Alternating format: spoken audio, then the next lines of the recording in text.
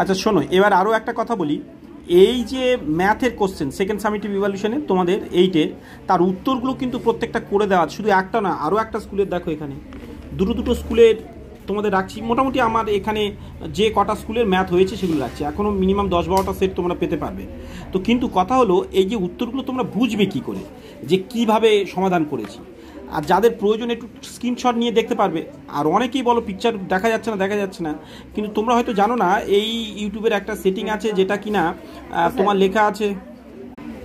হ্যাঁ, যাই হোক, ইন্টারাপ্ট হলো। অনেকেই বলো যে পিকচার দেখা যাচ্ছে না। এই সেটিংয়ের মধ্যেই একটা অপশানস আছে পিকচার কোয়ালিটিকে ইনক্রিজ করার, সেটা করে নিতে হয়। তোমাদের ইউটিউব সেটিংয়ে সেটা লো করা আছে, দেখবে ইউটিউব সেটিংয়ে একটা পিকচার কোয়ালিটি বলে অপশান আছে, হাই কোয়ালিটি সেটা করে রাখতে হয়, তখন যে কোনো পিকচার ভালো আসে। বা এই কোনো লং ভিডিও সেকশানে বা কোনো এরকম ভিডিও সেকশানে গিয়ে পিকচার কোয়ালিটি হাই করে রাখলে তখন স্পষ্ট দেখা যায়।